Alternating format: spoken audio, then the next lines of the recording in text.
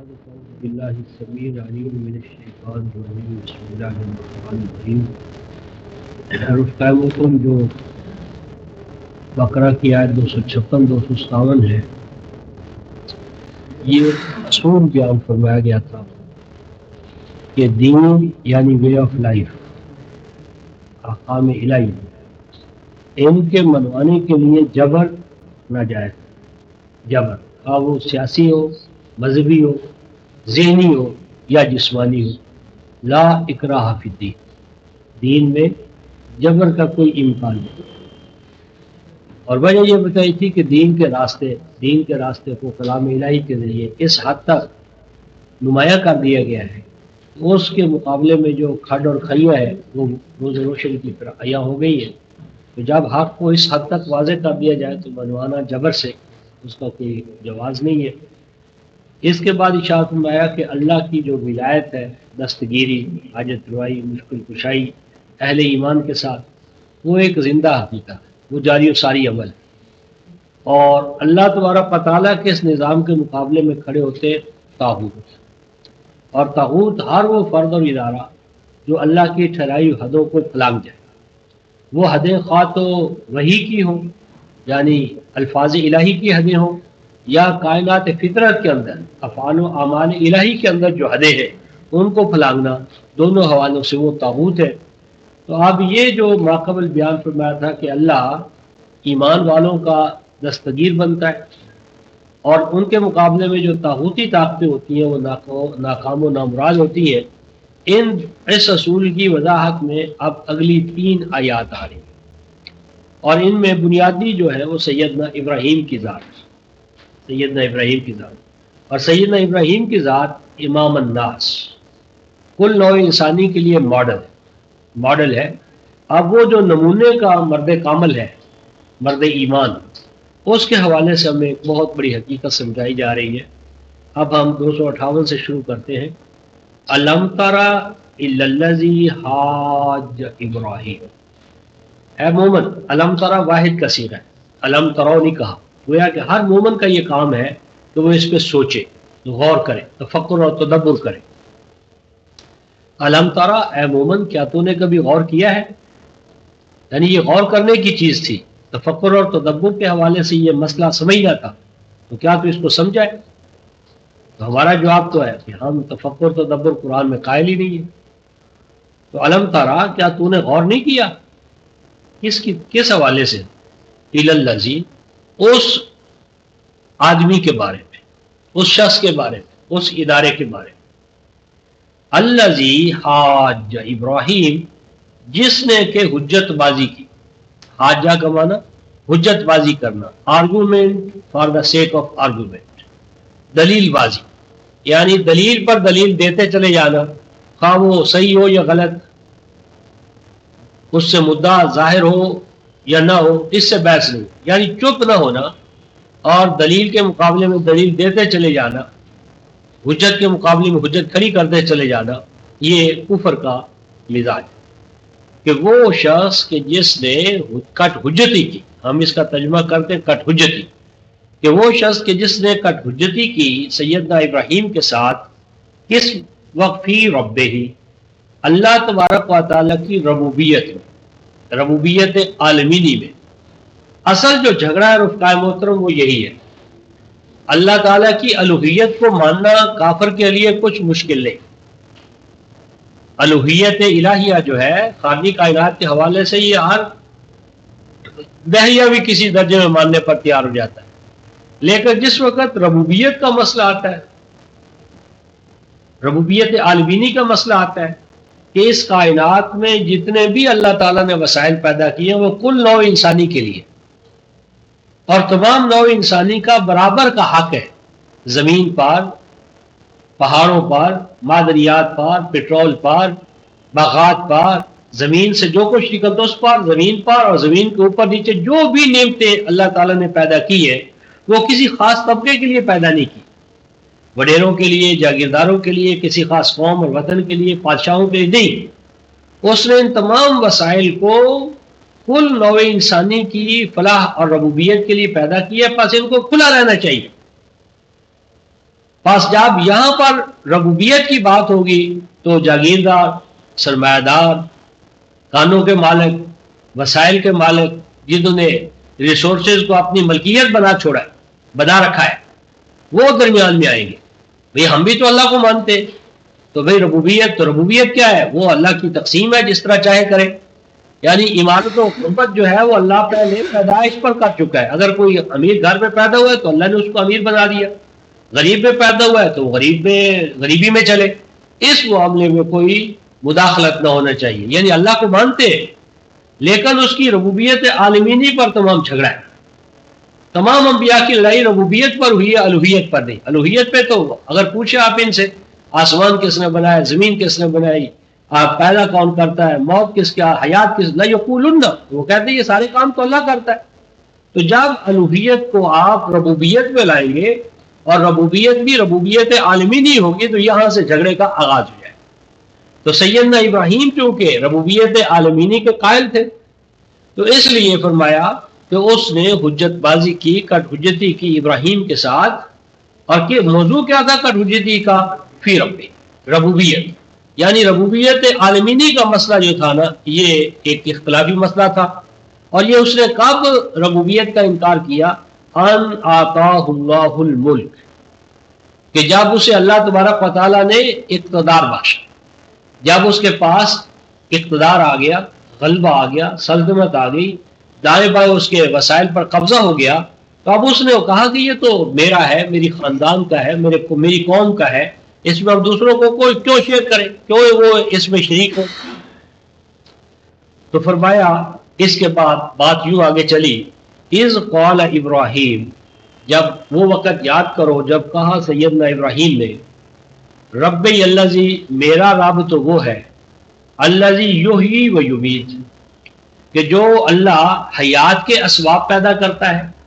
یحیی کا معنی زندہ کرنا ہی نہیں ہے، زندگی کے اسباب زندہ کرتا ہے، زندگی کے اسباب پیدا کرتا ہے، زندگی کے وسائل کو بڑھاتا ہے. ویمیت، اور وہی اپنے قانون طبی کے ساتھ موت دیتا ہے. یعنی موت و حیات اس خالق و مالک کے ہاتھ میں ہے. یعنی ایک مردہ، جس طرح انسان کا ایک وجود کہاں سے چلتا ہے اور ان آرگینک میٹر آرگینک میں کیسے تبدیل ہوتا ہے، یہ سارا کیمیکل جو ہے وہ بیولوجیکل پروسیس صبح و شام ہو رہا ہے. تو میرا رب تو وہ ہے کہ جو کائناتی سطح پر اور قوموں کی سطح پر عروج و زوال اور کائناتی سطح پر ڈیڈ میٹر کو میٹر، لیونگ میٹر میں تبدیل کرتا رہتا ہے. والا، تو اس پر اس نے کہا انا احیی و امید، یہ کون سی بات ہے؟ موت و حیات تو میرے ہاتھ میں بھی ہے، میں بھی مارتا ہوں اور زندہ کرتا ہوں. یعنی موت و حیات جس کو چاہوں میں پھانسی پر لٹکا دوں اور جس کو پھانسی دی اس کو چھوڑ دوں. یعنی ابھی جس کو میں نے پھانسی پر لٹکایا تھا، دوسرے کے بارے میں کہہ دوں نہیں بھائی اس کو پھانسی دینی، دو پھانسی میں تھے، ایک کو لٹکا دیا، ایک کو زندہ رہنے دیا. تو اس نے کہا موت و حیات تو میرے قبضے میں بھی ہے. تو اللہ تعالیٰ حضرت ابراہیم نے کہا اچھا. والا ابراہیم، تو اس پر اگلی بات آئی اور ابراہیم علیہ السلام نے فرمایا فَإِنَّ اللَّهَ يَأْتِي بِالشَّمْسِ مِنَ الْمَشْرِقِ فَأْتِ بِهَا مِنَ الْمَغْرِبِ. تو آپ نے فرمایا اچھا تو اس حد تک قادر ہے، اس حد تک تیرے پاس طاقت ہے کہ موت و حیات بھی تیرے پاس ہے. تو اچھا اگر تو رب کا مقابلہ کرنا چاہتا ہے تو بلا شبہ اللہ تو وہ ہے کہ جو سورج کو مشرق سے لاتا اور مغرب کی طرف لے جاتا ہے. یعنی یہی ہمارا صبح و شام کا مشاہدہ ہے. اور تم بھی کہتے ہو کہ ہم قادر ہیں، قدرت ہمارے پاس بھی ہے، حی و قیوم اللہ کی طرح ہم بھی ہیں. فاتح بہا من الموت، تو آپ یہ انسانی دنیا سے نکل کر کائناتی سطح پر آؤ.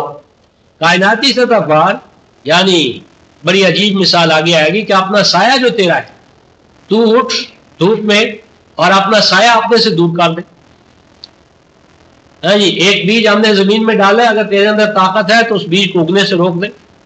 تو ہمیں آپ نے فرمایا اچھا اگر تو قادر ہے تو سورج کو لے آفات بہا من المغرب، آج یہ کر کے دکھا کہ سورج مغرب سے چڑھے، مغرب سے طلوع ہو اور مغرب سے مشرق کی طرف جائے.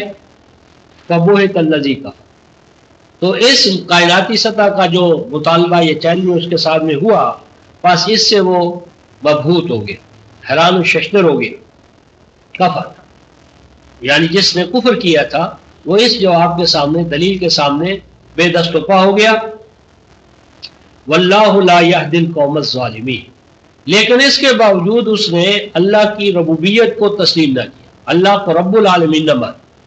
یعنی باوجود اس کے کہ اللہ کو کائناتی سطح پر قادر، قیوم اور الہ عملی طور پر وہ مان گیا، لیکن اس کے انسانی دنیا کے اندر ربوبیت عالمینی جو ہے اس کو وہ تسلیم نہ کر سکا، انکار کیا. تو اس میں یہ بتانا مطلوب ہے کہ اللہ کو کائناتی سطح پر اللہ مان لینا یہ آسان ہے، یہ کچھ مشکل نہیں ہے، لیکن انسانی دنیا میں ربوبیت عالمینی، اللہ کو رب العالمین ماننا اور رب العالمین مان کر تمام جو ممکنہ وسائل ہیں، زمین، پہاڑ، دریا، ندیاں، نہریں اور ان سے جو پیدا ہوتا ہے اس کو ہر ابن آدم کی فلاح کے لیے وقف کرنا، اپنی ضرورت پوری کر لینا اور بقیہ جو کچھ ہے دوسروں کے لیے کھلا رکھنا، یہ ہے اصل مسئلہ جو انبیاء کے مقابلے میں آیا. تو اس نے دلائل کو دیکھ لینے کے باوجود انکار کیا. تو اللہ تعالیٰ فرماتے ہیں کہ ایسے ظالم جو ہوتے ہیں وہ کبھی ان کی کشتیاں جو ہے وہ ساحل مراد کو نہیں جا لگتی. اس کے بعد اگلی ایک تمثیل آ رہی ہے، یہ واقعہ نہیں ہے. آیت نمبر 259 میں مفسرین میں جو اختلافات ہیں ان کا حل کیا ہے کہ یہاں کلذی او کلذی کاف اور تشبیہ ہے، یعنی یہ کوئی واقعہ نہیں ہوا، یہ کوئی واقعہ نہیں ہے آیت 259 میں، بلکہ یہ ایک تمثیل کے ذریعے اللہ تبارک و تعالی ایک حقیقت سمجھا رہے. یہاں آیا کلذی کاف اور تشبیہ ہے. جس طرح ہم کہیں کہ بھئی زید جو ہے وہ تو شیر کی طرح ہے، تو شیر کی طرح ہونے کا یہ معنی نہیں کہ اسی طرح کی دم ہے، اسی طرح کے دانت ہے، اسی طرح چیر پھاڑ کرتا ہے، گوشت کھانے والا ہے، شکار کرنے والا ہے. یعنی مراد کیا ہے؟ بہادری.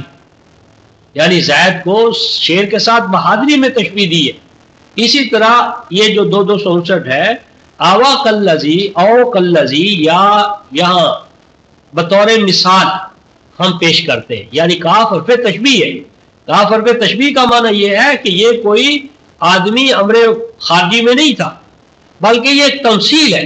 تمثیل کے ذریعے اللہ تبارک و تعالیٰ ہمیں ایک حقیقت سمجھا رہے ہیں، یا ایک مثال یا ایک مثالی نقشہ ذہن میں یوں قائم کرو کہ مر علی قریہ، کہ کوئی آدمی ہو کہ وہ گزرے کسی بستی کے پاس سے، مرہ گزرا یا گزرے کسی بستی کے پاس سے، وَهِيَ خَاوِيَةٌ عَلَىٰ عُرُوشِهَا، اور وہ جو بستی ہے وہ کس حال میں ہے؟ خاویۃ علی عروشها.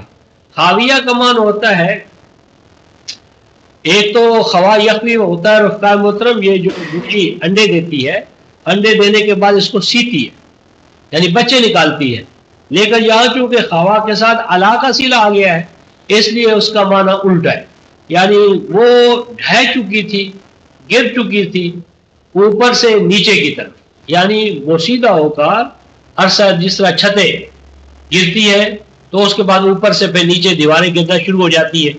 تو ایک بستی کہ جو اوندے منہ گرا دی گئی تھی یا گر چکی تھی، تو اس کی چھتیں اوپر کا نظام نیچے کی طرف پستیوں کی طرف وہ ڈھہ رہا تھا، گر رہا تھا. یعنی مثال ایک بستی کی کہ وہ بستی اوپر سے نیچے کی طرف تخریب کا، تباہی کا منظر پیش کر رہی تھی. تو اس کے پاس سے کوئی شخص گزرے اور وہ گزرنے والا انسان یوں کہے انا یحیی ھذہ اللہ بعد موتہا، یہ بستی جو اوپر سے نیچے کی طرف تباہی کی طرف آ رہی ہے، کیا اللہ اس کو بھی بھلا زندہ کر دے گا؟ انا کیوں کر، کیسے، یحیی زندہ کرے گا، ھذہ اس مراد کیا ہے؟ ھذہ القریہ، اس بستی کو کون زندہ کرے گا؟ اللہ بعد موتہا، اس کے مر جانے کے بعد. یعنی یہ جب یہاں کوئی زندگی کے آثار نہیں ہے تو کیا یہ بستی اس جیسی کوئی بستی دوبارہ زندہ ہو سکتی ہے؟ اللہ اس کو زندہ کر سکتے ہیں؟ کریں گے تو کیسے کریں؟ تو فرمایا فَأَمَاتَهُ اللَّهُ مِئَةَ عَامٍ ثُمَّ بَعَثَهُ، کہ وہ جو مثال کے طور پر گزر رہا تھا، فرمایا کہ یوں سمجھو کہ جس طرح اس کو نیند آ جائے اور نیند آ جائے اور نیند بھی 1-2 سال نہیں 100 سال تک وہ سویا رہے اور ثم باسا پھر اتنی مدت گزارنے کے بعد اسے دوبارہ اٹھایا جائے، کھڑا کیا جائے، بیدار کیا جائے. تو ایک تو اس میں یہ ہے رفقا محترم کہ نیند کے دوران آدمی کو ٹائم کا احساس نہیں رہتا. آپ 6 گھنٹے سوئیں، 8 گھنٹے سوئیں، 10 گھنٹے سوئیں، 24 گھنٹے سوئیں تو ٹائم کا احساس نوم کی حالت میں نہیں ہوتا. مراد یہاں پر یہ ہے کہ وہ دیکھنے والا جس طرح سو گیا اور اس نے بس 1 سال سویا، 50 سال سویا، 5 گھنٹے سویا، 10 گھنٹے سویا. اصل مراد یہ ہے کہ سونے کے عالم میں جس طرح ٹائم کا ہمیں احساس نہیں ہوتا، اسی طرح جب قومیں زوال پذیر ہو جاتی ہیں تو زوال کے دنوں میں جو ٹائم گزرتا ہے اس کا بھی زوال پذیر قوموں کو احساس نہیں ہوتا. وقت سب سے بنیادی قیمتی چیز ہے، لیکن زوال پذیر قوموں کا المیہ کیا ہوتا ہے کہ وہ سب سے زیادہ بے قدری کس کی کرتے ہیں؟ ٹائم کی. ٹائم سب سے زیادہ قیمتی چیز ہے اور زوال پذیر قومیں سب سے زیادہ جس چیز کو ناقدری کی نظر سے دیکھتی ہے وہ ہے ٹائم، زمانہ، عمر. یعنی جو مل جائے وقت اس کو غنیمت جانے اور اس میں کوئی نہ کوئی تعمیری کام کرے، اس وقت کو اللہ کی رضا کے لیے، امت کی فلاح کے لیے اس کام کو لگا دے. تو فرمایا کہ وہ گزرا، ایک لمبی مدت تک وہ سویا رہا. سونے کے بعد اس کو اٹھایا تو اللہ تبارک و تعالیٰ نے یا پوچھنے والے نے اس سے پوچھا کام لبس، تم بتا سکتے ہو کہ یہ جو تمہارا یہاں رکنے کا، ٹھہرنے کا، سونے کا عمل تھا، یہ کتنی دیر تم سوئے ہو، کتنی دیر تم اس حالت میں رہے ہو؟ قالا، تو اس نے کہا لبس تو یومن اور بعض یوم، کہ مجھے تو یوں نظر آتا ہے کہ میں 1 دن سویا ہوں یا دن کا کچھ حصہ. یعنی مراد یہ ہے کہ جس طرح نوم، نیند کے اندر انسان وقت کی قید سے آزاد ہو جاتا ہے، وقت کا اسے ٹائم کانشیسنس وہ نہیں رہتی، اسی طرح زوال پذیر قوموں میں وقت کی قدر و قیمت کا احساس ختم ہو جاتا ہے. یہ ہے زوال کا پہلا ایلیمنٹ. یعنی زوال پذیر قوموں کی پہلی علامت یہ ہے کہ وہ وقت کی قدر نہیں کرتے. گراں مایا قیمت ان کو وقت ملتا ہے اور وقت کی وہ قدر نہیں کرتے. ایک بات. پھر فرمایا قالا بل لبستا مئات عام، فرمایا کسی کہنے والے نے اس کو یوں کہا کہ نہیں بھائی، تمہارا یہاں جو ٹھہرنا تھا، سونا تھا، آرام کرنا تھا، یہ تم 100 سال تک، 1 صدی تک تم یہاں سوئے رہے ہو. اور اس سونے کے دوران اس بستی پر یا تیرے حالات پر کیا کیفیت گزری ہے؟ فرمایا فانظر الی طعامک و شرابک لم یتسنہ، فرمایا کہ تیرے سونے پر تو 100 سال گزر گئے، لیکن تیرے سونے کے باوجود دیکھ تو اپنے کھانے کی طرف، فانظر نظر ڈال، الی طعامک ان چیزوں کی طرف جو کھانے سے تعلق رکھتی ہے، وہ شرابے کا اور ان چیزوں کی طرف جو ان کو پیا جاتا ہے، یعنی کھانے پینے کی جو چیزیں ہیں ان کو دیکھو. لم یتسنہ، کہ وہ ابھی تک وہ سیدھا نہیں ہوئی، پرانی نہیں ہوئی، اس میں کوئی بدمزگی پیدا نہیں ہوئی. یعنی اس سے مراد یہ ہے کہ زوال پذیر قومیں جس فکر یا عقیدے پر قائم ہوتی ہے، وہ فکر اور عقیدہ قائم اگر رہے، یعنی جس طرح ہم امت مسلمہ زوال پذیر ہے، لیکن اس کے لیے شراب اور طعام کس میں ہے؟ کلام الہی میں. اگر کسی قوم کی آئیڈیالوجی باقی رہے اور جسمانی طور پر اس پر کتنے ہی حوادث کیوں نہ ہو جائے، وہ دوبارہ حیات نو حاصل کر سکتی ہے، کیونکہ اصل چیز جو ہے جڑ ہے. اگر امت کی جڑ یعنی کلام الہی اور کلام الہی پر ایمان باقی رہے تو چھوٹی موٹی جو غلطیاں ہیں ان کی اصلاح اور تلافی فوراً ہو سکتی ہے. تو فرمایا دیکھ اپنے کھانے کی طرف اور پینے کی طرف. لم یتسنہ، یہ کھانا اور پینا ایک وحدت ہے، اسی لیے لم یتسنہ جمع کا صیغہ یا مفرد مثنیٰ کا صیغہ نہیں لایا گیا. یعنی یہ ایک حقیقت ہے، ایک انٹیٹی ہے، ایک وحدت ہے. یعنی شریعت، کہ جو شریعت، جو کتاب، جو اقدار تمہیں ملے تھے ان پر کوئی پوشیدگی نہیں ہوئی، ان پر زمانے کا کوئی اثر نہیں ہوا. یہی قرآن حکیم نے اپنے بارے میں کہا ہے 14:25 میں کہ توتی اکلہا کل حین باذن ربہا، کہ اللہ کا کلام زمان کے اثرات سے پاک ہے، زمان و مکان پر اس کا کوئی اثر نہیں ہوتا. زمان و مکان، کوئی زمانہ ہو، کوئی جگہ ہو، کوئی وقت ہو، یا ہر وقت توتی اکلہا کل حین باذن ربہا. تو یہی ان کو کہا گیا کہ دیکھو جہاں تک تمہارے کھانے پینے یعنی اس چیز کا تعلق ہے کہ جس پر تمہارے کھانے پینے کا دار و مدار ہے وہ تو ابھی تک قائم ہے، لہذا زندگی اور دوبارہ زندگی بالکل ممکن ہے۔ آگے فرمایا وانظر الی حمارک ولنجعلک آیۃ للناس، اور نظر کر اپنے گدھے کی جانب، اور گدھے کو دیکھ۔ یہ گدھا کون ہے رفقا محترم؟ یہ ساری تمثیل میں گدھے کو قرآن حکیم نے کھولا ہے سورہ الجمعہ آیت نمبر 5۔ گدھا کیا ہے؟ گدھا ہے وہ علماء سو، وہ علماء کہ جو کتاب الہی کو رٹے ہے جی، اٹھائے پھرے اور آگ کے طور پر، لیکن اس کے مدلول معنی اور مفہوم کو نہ جانے۔ یعنی اس کو سمجھایا جا رہا ہے کہ جہاں تک بنیادی شریعت کا تعلق ہے وہ بھی قائم ہے، اور اس شریعت کو لفظ کی حد تک اس کے حامل موجود ہیں، یعنی کتاب الہی بھی موجود ہے، اور کتاب الہی کے حافظ عالم اگرچہ وہ اس کے معنی مقصود اور نصب العین کو نہیں سمجھتے تو بھی وہ ایک ڈھانچے کے طور پر موجود ہے، یعنی ایک سٹرکچر موجود ہے، ڈھانچہ موجود ہے۔ تو دیکھ تو اپنے گدھے کو کہ گدھا سالم ہے، یعنی گدھا جس طرح میں نے 62.5 کی مثال دی ہے، گدھے سے مراد علماء ہے، ایسے علماء اور حافظ جو کلام الہی کے لفظ الفاظ کو تو رٹا لگائے لیکن اس کے معنی اور مقصود کو نظر انداز کر دے، تو یہ بھی ایک درجے میں غنیمت ہے۔ غنیمت ہے کہ کلام اپنی اصل شکل میں اور کلام کو آگے پہنچانے والے کم از کم گدھوں ہی کے طور پر موجود تو ہیں۔ انہوں نے کلام الہی کو ڈسٹرب نہیں کیا، کلی طور پر اسے ڈیمولش نہیں کیا، اسے امت کے ذہنوں سے نکالا نہیں ہے، کسی وقت بھی اس امت کی تجدید یا احیاء ہو سکتا ہے۔ تو دیکھ تو اپنے گدھے کی جانب وَلِنَجْعَلَكَ آیَةً لِلنَّاسِ، اور دیکھ اگر تو اس گدھے اور اس شریعت کو کام میں لے آئے تو ہم تجھے لوگوں کے لیے نشان بنا دیں گے۔ مراد یہاں پر یہ ہے کہ اگر تو اس کتاب الہی پر اثر نو ایمان لے آئے اور جو گدھوں کی طرح کلام الہی کو اٹھائے پھرتے ہیں ان میں تو انسانی روح پھونک دے، ان کو تو قرآن کے معانی مقاصد اس سے آگاہ کر دے، تو وَلِنَجْعَلَكَ آیَةً لِلنَّاسِ، تو تو لوگوں کے لیے ایک نشان بن جائے گا۔ اور آگے فرمایا وَانظُرْ إِلَى الْعِظَامِ كَيْفَ نُنشِزُهَا، اور دیکھو ان ہڈیوں کی طرف۔ یہ ہڈیاں کون ہیں؟ یہ ہے امت، کہ امت جو ہے وہ زوال کے دوران اس کے پاس بس ہڈیوں کا ڈھانچہ بن کے رہ جاتی ہے، یعنی ان کے اندر ہڈیاں ہیں، یعنی غربت نے، فقر نے، افلاس نے ان کی ہڈیاں رہنے دیے، گوشت پوشت عزت آبرو وہ ساری ان سے چھن چکی، یعنی امت جو ہے وہ کیا ہے؟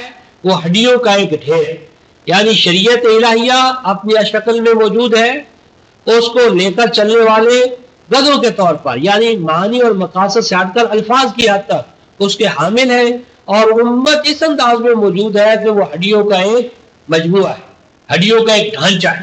تو اب کیا تجھے بتانا ہے؟ کیفا ننشزھا، ہم تجھے تعلیم دیں گے کہ ان ہڈیوں کو کس طرح دوبارہ طاقت والا، قوت والا، عزم والا بنایا جائے۔ نشوز ناشزا، ان بسیدہ ہڈیوں کے اندر کس طرح روح پھونکی جائے، کس طرح ان روح کے مردہ کے اندر حیات نو ڈالی جائے، یہ ہم تجھے بتائیں گے۔ کیفا ننشزھا، ہم تجھے بتائیں گے یہ طریقہ کار کہ ان ہڈیوں کو دوبارہ کس طرح تنومند، طاقتور اور ایک قوت و طاقت کے حامل بنایا جا سکتا ہے۔ ثم نکسوها لحما، پھر ہم ان ہڈیوں پر گوشت مریں گے، یعنی ایسا تمہیں طریقہ کار بتائیں گے کہ یہ ہڈیاں مضبوط ہوں، اور مضبوط ہڈیوں کے اوپر گوشت پوست جسم جان قوت طاقت حرکت حرارت یہ بھی پیدا ہو، یہ ہم تجھے بتائیں گے۔ تو یہ دراصل ہر زوال پذیر امت جو کسی کلام پر ایمان لاتی تھی یہ اس کے حوالے سے ہے، اور دوسرے لفظوں میں یہ ہمارے اور آپ کے لیے، امت مسلمہ کے لیے، کہ امت مسلمہ کے کھانے پینے یعنی شریعت قائم ہے، شریعت کو جو پہنچانے والے ہیں وہ بھی اگر معرفت کے درجے پہ نہیں تو حمار کے طور پر وہ بھی موجود ہے۔ امت کی ہڈیاں یعنی ڈھانچہ موجود ہے، اس ڈھانچے کے اندر حیات نو کی روح کیسے پھونکی جائے اور اس کو کیسے ایک نئے لباس میں پھیلایا جائے، پہنایا جائے اس کو نیا لباس، کہ یہ صحیح معنی میں ایک زندہ وجود بن جائے۔ فرمایا یہ ہم تمہیں تعلیم دیں گے۔ فلما تبین لہ، جب یہ حقائق اس مثالی انسان کے سامنے روز روشن کی طرح نمایاں ہو گئے. قال اعلم، تو وہ کہہ اٹھا ان اللہ علی کل شیء قدیر، بلا شبہ میں سمجھ گیا کہ میرا اللہ جو ہے میری اس قوم کو دوبارہ کس طرح زندہ کرے گا. یعنی یہ جو مثال تھی، تمثیل تھی، یہ کوئی امر واقعہ نہ تھا. اور اس تمثیل میں بتانا یہ مقصود ہے امتوں کو کہ جب تک تمہارے پاس اللہ کی کتاب اپنی اس شکل میں موجود ہو، اس پر ایمان لانے والی امت موجود ہو، اور اس میں بھلے سے ایسے ہی علمائی کیوں نہ ہو کہ جو الفاظ کی حد تک کلام الہی کے قائل ہیں، حامل ہیں، تو بھی اگر چاہو تو تمہیں حیات نو مل سکتی ہے. ضرورت کیا ہے؟ اللہ تبارک و تعالیٰ کے اوپر خالق و مالک ہونے کے طور پر جو یقین ہے اس کو اس کی ربوبیت کے یقین میں ڈالا جائے. تو اگر تم ربوبیت عالمینی پر یقین کر کے اسی کتاب کو، شریعت کو اور انہی علماء کو اور اداروں کو کام میں لاؤ تو حیات نو کے چشمے پھوٹ سکتے ہیں. اب اس کے بعد ایک تیسری مثال آ رہی ہے. وَإِذْ قَالَ إِبْرَاهِيمُ رَبِّ أَرِنِي كَيْفَ تُحْيِي الْمَوْتَى، اور وہ وقت بھی اہمیت کا حامل ہے کہ جب ابراہیم نے اپنے رب سے کہا اے میرے رب آرنی، دکھا تو مجھے، سکھا تو مجھے، بتا تو مجھے. آرنی دکھانا، سمجھانا، بتانا، دکھا بتا سمجھا. کیف تحیی الموتى، کہ آپ مردوں کو کیسے زندہ کریں گے. یہ جو مردے کیسے زندہ کریں گے، اگر تو یہ قیامت کے مردے ہیں تو یہ تو صحیح نہیں، کیونکہ کیا سیدنا ابراہیم کو یعنی جو قیامت ہے، حشر نشر ہے، اور وہاں پر عالمی سطح کا جو حیات نو کا نظام ہے، کیا اس پر ایمان نہیں تھا؟ یعنی ایک نبی خلیل اللہ بن گیا، امام الناس بن گیا، اور اس کو ابھی احیاء موتیٰ پر یقین نہیں ہے. یہ بات صحیح نہیں. اور دوسرا یہ کہ جو حیات بعد الموت کے اندر جو منظر ہے اس کو تو اس حیات عرضی میں ہماری اپنی سطح جو ہے اس کو گراس کر ہی نہیں سکتی. لہذا یہاں پر الموتیٰ سے مراد ایمانی اور اخلاقی مردے، یعنی اس سے مراد قبروں میں چلے جانے والے انسان، ان کو زندہ کرنا نہیں، بلکہ مردہ قوموں کو حیات نو دینا، مردہ افراد کو حیات نو دینا، ایمانی حوالے سے، اخلاقی حوالے سے، سیرت و کردار کے حوالے سے. کہ اے پروردگار عالم، مجھے سمجھایا جائے کہ یہ میری قوم اور میرے دائیں بائیں جو چاروں طرف مردے ہیں، ان مردوں کو کیسے زندہ کیا جائے. اس میں سورہ الانفال ہے، سورہ الانفال 8ویں سورہ، آیت نمبر 24. نبی پاک صلی اللہ علیہ وسلم کا بھی یہی فرض منصبی ہے اور تمام ایمان والے اسی کام پر مامور کیے گئے. یا ایھا الذین آمنوا، آیت نمبر 24 سورہ الانفال. یا ایھا الذین آمنوا استجیبوا للہ وللرسول اذا دعاکم لما یحییکم. 8:24. یا ایھا الذین آمنوا، اے ایمان والو، اے ایمان والو. اب جن کو ایمان والے کہا جا رہا ہے وہ زندہ ہے، مردہ تو نہیں ہے. مردوں کو تو آپ سنا نہیں سکتے. یا ایھا الذین آمنوا، جن کو کہا وہ زندہ ہے. اے اہل ایمان کیا کرو؟ نستجیب للہ وللرسول، کہ جو پکار مناد تمہارے اندر کھڑا ہے نبی پاک صلی اللہ علیہ وسلم، وہ جس عظیم کام کے لیے تمہیں بلائے یا بلا رہے، دعوت دے رہے، تو تم کیا کرو؟ لبیک کہو. استجیبوا لبیک کہو، آگے بڑھو اس پکار پر جو نبی مکرم صلی اللہ علیہ وسلم لے کر تمہارے اندر کھڑے ہوئے ہیں. اور اس پکار پر، دعوت پر، قرآن پر لبیک کہنے سے کیا ہوگا؟ آگے فرمایا لما یحییکم، اس سے تم زندہ ہو جاؤ گے، اس سے تم زندہ ہو جاؤ گے. حالانکہ یا ایھا الذین آمنوا جن کو کہا تھا زندہ تو وہ بھی تھے، یعنی فزیکلی تو یا ایھا الذین آمنوا پہلے ہی زندہ تھے، مردہ تو نہیں تھے. مردہ تو اللہ کا کلام نہیں سن سکتا، رسول کا پیغام نہیں سن سکتا. تو اب یہ جو مردے تھے اور کہا اب ہم تمہیں زندہ کریں گے، یہ زندگی کون سی؟ ایمان کی. یہ زندگی کون ہے؟ اخلاق کی. اخلاق کی، ایمانی، سیرت، کردار، یعنی احکام الہیہ سے حیات نو ملتی ہے. کلام الہی زندگی بخش. تو کلام الہی سے جو زندگی قوموں کے اندر پیدا ہوتی ہے، سوال اس کا تھا، اور اس میں بھی ہماری اور آپ کی تربیت مطلوب ہے. یعنی انبیاء علیہ السلام کی زبان اقدس سے ایسے کلمات دہرائے گئے اور اس میں ہمارے لیے گائیڈنس. تو سیدنا ابراہیم نے اللہ تبارک و تعالیٰ سے یوں کہا کہ آرنی کیف تحیی الموتیٰ، اے پروردگار عالم مجھے سمجھایا جائے، اور مجھے پوری امت شامل ہے، پوری انسانیت شامل ہے، کیونکہ آپ الناس کے امام ہیں. تو ہمیں سمجھایا جائے کہ اے پروردگار عالم یہ مردہ قومیں کس طرح حیات نو پائیں گی. والا اللہ تبارک و تعالیٰ نے فرمایا اولم تؤمن، کیا تمہارا یقین نہیں ہے کہ قومیں حیات نو پا سکتی ہیں؟ قال بلا، فرمایا کیوں نہیں، اس پر تو میرا یقین ہے کہ حیات نو تو مل سکتی ہے، لیکن میرا سوال یہ نہیں ہے، میرا سوال ہے کیفا، کیوں کا، کیسے، پروسیس کیا ہے، میتھڈالوجی کیا ہوگی. یعنی میرا احیاء موتا پر تو ایمان ہے، میں صرف اس کی کیفیت معلوم کرنا چاہتا ہوں کہ ہاؤ، اس کا پروسیس کیا ہے، طریقہ کار کیا ہے، میتھڈ کیا اڈاپٹ کیا جائے کہ قوموں میں حیات نو پیدا ہو جائے. وَلَٰكِنْ لِيَطْمَئِنَّ قَلْبِي، میں تو یہ چاہتا ہوں کہ دل میرا جس پر ایمان لایا ہے اس کی کیفیت کو، طریقہ کار کو، میتھڈالوجی کو، منہاج کو سمجھ لوں، تاکہ یقین کامل کے ساتھ میں اس راستے پر چلتا رہوں. والا، تو اس پر سیدنا ابراہیم علیہ السلام کو اللہ تعالیٰ نے فرمایا فَخُذْ أَرْبَعَةً مِّنَ الطَّيْرِ، کہ پکڑے رکھ یا پکڑ لے 4 پرندوں. یہ 4 پرندے کون تھے، کون سے تھے؟ کوئی کہتا ہے یہ فاختہ تھی، بلبل تھی، طوطا تھا، حمامہ چیل تھی، اس طرح کے پرندے وغیرہ وہ بنا دیتے. لیکن یہ 4 پرندے تھے رفقائے محترم، سیدنا اسماعیل، سیدنا اسحاق، سیدنا لوط اور سیدنا یعقوب. سیدنا اسماعیل، سیدنا اسحاق، سیدنا یعقوب اور سیدنا لوط، یہ 4 اشخاص تھے جو پرندوں کی طرح اپنے اندر پرواز کی طاقت رکھتے تھے. ان 4 پرندوں کو اپنی تربیت میں لے لیں. یعنی یہ 4 قرآن کی نص ہے اس پر، یعنی یہ 4 اشخاص طیر تھے بوجہ اس کے کہ ان کے اندر اقوام عالم کی تعلیم اور تربیت کے لیے اللہ تعالیٰ نے پرواز رکھی. وَهَبْنَا لَهُ اسحاق، یعقوب اور اسماعیل اور لوط. اور یہ 4 سینٹروں کے بانی بنے، محافظ و انچارج بنایا گیا.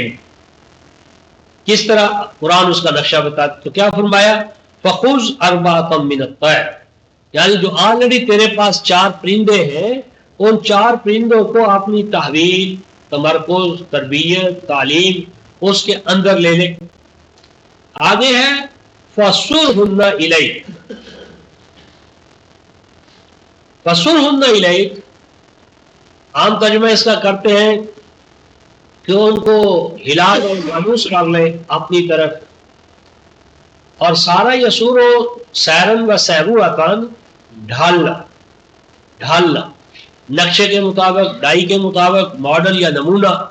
فرمایا ان کو اپنے نمونے کے مطابق ڈھال، ان کے اندر اپنا نمونہ، اپنی شخصیت پینٹیٹ کر، کہ ان 4 کے اندر جو تیری تعلیم ہے، تربیت ہے، شخصیت ہے، وہ ان کے اندر منتقل ہو جائے.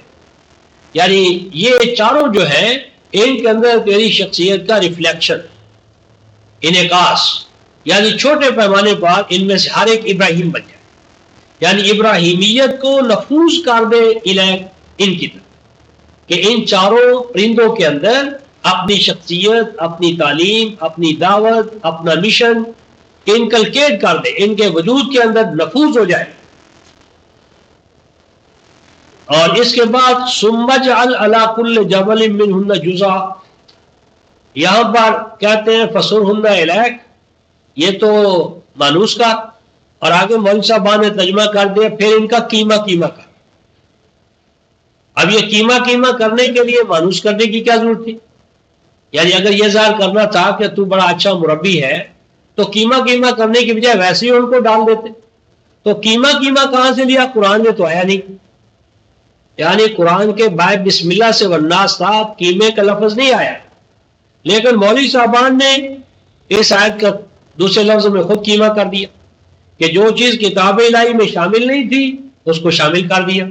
فَصُرْهُنَّ إِلَيْكَ، پہلے کہتے ہیں اپنے آپ سے مانوس کر، اور پھر اس کے بعد کہتے ہیں کہ پھر مانوس کرنے کے بعد ان کو کیما کیما کر دے، اور کیما کیما کر کے ان کی بوٹی بوٹی جو ہے سارے پہاڑوں پر ڈال دے.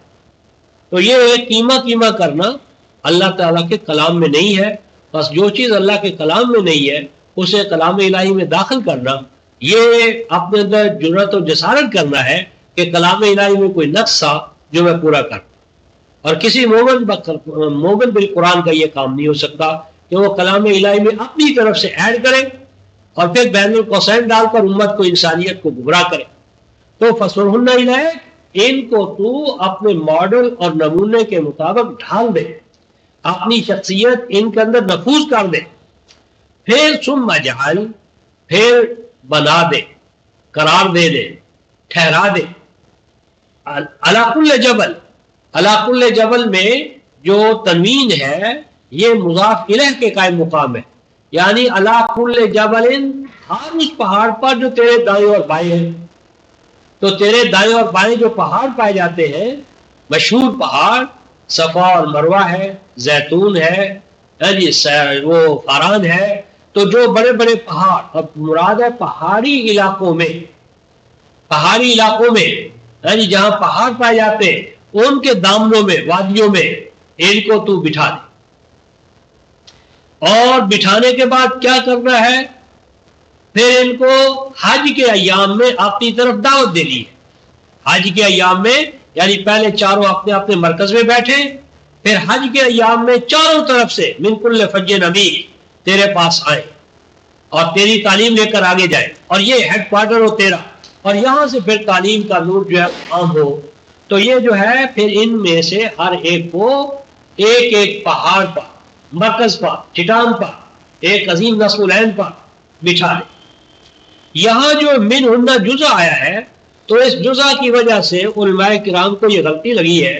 کہتے ہیں دیکھو جی یہاں کہا تھا نا کہ ان کا ایک ٹکڑا، تو بھئی چار اگر ایک وحدت ہو، ایک وحدت ہے، یونٹ ہے جو چار پر مشتمل ہے، تو چار افراد پر مشتمل جو یونٹ ہے اس کا ہر ایک جز ہے. یعنی ایک وحدت ہے جو چار افراد پر مشتمل ہے، تو چاروں میں سے ہر ایک اس کا ایک ایک جز ہے. تو جزا کے لفظ سے علماء کرام نے کہا نہیں ہو نہ ہو ان پرندوں کو قیمہ کیا، یعنی قیمہ کیا، قیمہ کرنے کے بعد بوٹی بوٹی ان کی ڈالی. اور یہ جو جزا کے لفظ سے غلط فہمی ہوئی، تو میں چاہتا ہوں کہ اس کے لیے قرآن کا ایک مقام آپ کو لکھوا دوں، تو پھر ہم ان سے پوچھیں کہ یہاں بوٹی بوٹی کا مفہوم جو ہے وہ آپ کیسے لیں گے. تو یہ سورہ ہے الحجر،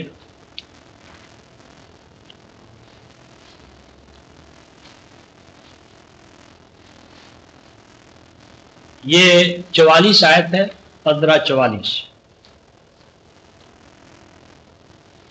15-44 سورہ الحجر آیت نمبر 44. جہنم کے بارے میں آیا ہے لہا سبعۃ ابواب، لہا سبعۃ ابواب، جہنم کی طرف 7 راستے جاتے ہیں. قرآن وہ راستے بھی بتائے، 7 راستے ہیں، 7 بنیادی جرائم ہیں، 7 بنیادی قانون شکنیاں ہیں. باقی پھر ہر باب اپنی مزید تقسیمات رکھتا ہے. فرمایا اس جہنم کے 7 دروازے، لِكُلِّ بَابٍ مِّنْهُمْ جُزْءٌ مَقْسُومٌ، اور ہر دروازے کے لیے ایک حصہ ہے جو ان میں بانٹا جائے گا. اب یہاں پر ہر باب کے لیے جز کا لفظ ہے کہ جہنم کے ہر دروازے کے لیے جزء مقسوم ہے.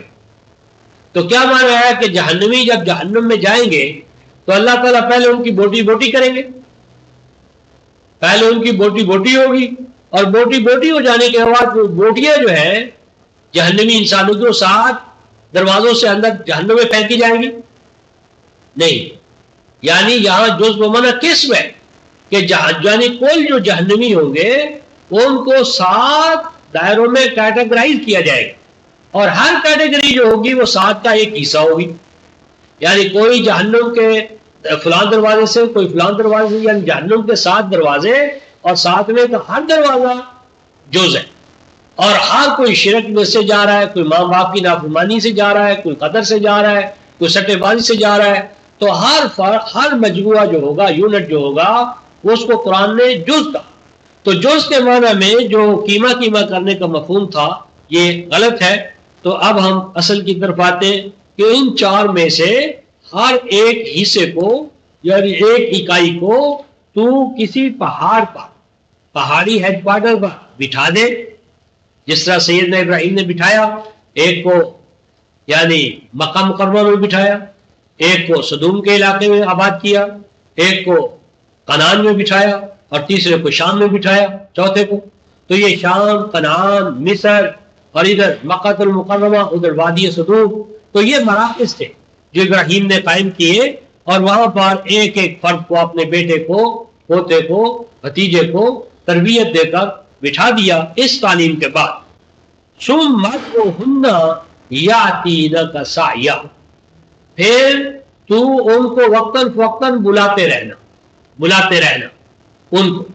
یعنی وہ جو افراد ہیں، وہاں کی جو جماعتیں ہیں، وہاں سے وابستہ افراد اور جماعت، ان کو تو بلانا. یاتینک سعیا، وہ تیرے پاس دوڑتے ہوئے آئیں گے. یاتینک سعیا، وہ دوڑتے ہوئے تیرے پاس آئیں گے. تیری تعلیم ان کے اندر نفوذ کر چکی ہوگی، اور وہ دوڑتے بھاگتے تیرا ایک بلاوا جائے گا. اور آج تک وہ ابراہیمی بلاوا جو ہے اس پر روئے زمین میں دیکھ لیں کس طرح بیت اللہ کے اندر آج بھی اطراف عرض سے ہمیشہ ایک مجمع لگا رہتا ہے. تو پھر وہ آئیں گے تیری طرف دوڑتے ہوئے سب طرف سے. وَعَلَمْ أَنَّ اللَّهَ عَزِيزٌ حَكِيمٌ، اگر تو اس بات کو ابراہیم جان چکا ہے تو جان لے کہ بلا شبہ اللہ غلبے والے، حکمت والے ہیں. اس ضمن میں رفقہ محترم سورہ الحج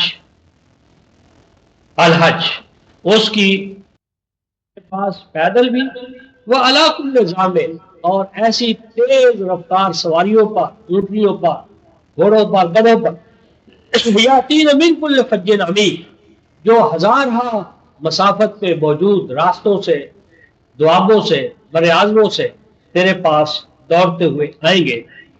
تو یہ جو رفتار محترم عمل ہے تیسرا، اس میں یہ بتانا مقصود ہے کہ دائی کو چاہیے کہ وہ جس مقام پر دعوت دینے کے لیے کھڑا ہو، اس کے علاقے کو، تہذیب کو، ثقافت کو اچھی طرح جانے، ان کے لیے اپنے آپ کو مانوس بنائے، اور انس کی اساس پر، اخوت کی بنیاد پر، بھائی چارے کی بنیاد پر وہ اپنے چاروں طرف جو پھیلی ہوئی مخلوق ہے اس کو اپنے سے وابستہ کرے. اور جب ان کے مابین یہ انس قائم ہو جائے گا، بس ان کا علاج کرنا، ان کے لیے غذائی ضروریات مہیا کرنا، سرما اور گرما کے حوالے سے ان کو لباس مہیا کرنا، یعنی یہ جو ربوبیت ہے. تو اگر ربوبیت عالمینی کے قیام کے حوالے سے انبیاء علیہ السلام اپنے مراکز بنائیں گے یا بناتے ہیں، تو پھر مخلوق خدا خود بخود ان کی طرف ٹوٹ پڑتی ہے، اور وہ جو بودھ اور انقباض اور جدائیاں ہوتی ہیں ان کی دیواریں گر جاتی ہیں. یہ 3 واقعات اللہ تبارک و تعالیٰ نے اپنی ولایت کے حوالے سے بیان فرمائے کہ اللہ اولیاء ہے، ولی ہے ایمان لانے والوں کا، اور وہ اس حوالے سے ان کی حاجات کو، ضروریات کو پورا کرتا ہے. اور اس کے بعد اب پھر وہ دوبارہ موضوع شروع ہو گیا جو 254 پر شروع ہوا تھا پیچھے. یا ایھا الذین آمنوا انفقوا مما رزقناکم من قبل ان یاتی یوم. اصل موضوع ہے انفاق اور قتال فی سبیل اللہ. اب اصل جو موضوع ہے انفاق فی سبیل اللہ، اس کا چیپٹر جو ہے وہ شروع ہوتا ہے آیت نمبر 261. مثل الذین ينفقون اموالهم فی سبیل اللہ کمثل حبۃ انبتت سبع سنابل فی کل سنبلۃ مئۃ حبۃ واللہ یضاعف لمن یشاء واللہ واسع علیم. فرمایا ان لوگوں کی مثال، اور ان لوگوں کی مثال سے مراد دراصل مثال ہے ان کے انفاق کی جو اللہ کے راستے میں جی اللہ کے دین کے، اللہ کے کلام کے حوالے سے وہ جو کریں گے. تو فرمایا ان لوگوں کی مثال کہ جو اپنے وسائل کو کھلا رکھتے ہیں، اموال وسائل، بھیڑ بکریاں، صلاحیتیں، جسم جان، اموال میں ہر وہ چیز جو آپ کے ہاتھ میں آتی ہے، مال یمیل، تو وہ لوگ جو کھلا رکھتے ہیں، جو خرچ کرتے ہیں اپنے اموال کو فی سبیل اللہ. سبیل اللہ کتاب الہی ہے 12:108 اور 6:155. سبیل اللہ کتاب اللہ ہے. تو جو کتاب اللہ کے غلبے کے لیے اس کے برابر، ان کی مثال کمثل حب. فرمایا ان کی مثال، انفاق کی جو مثال ہے وہ ایک بیج کی طرح ہے. ایک بیج، کیسا بیج؟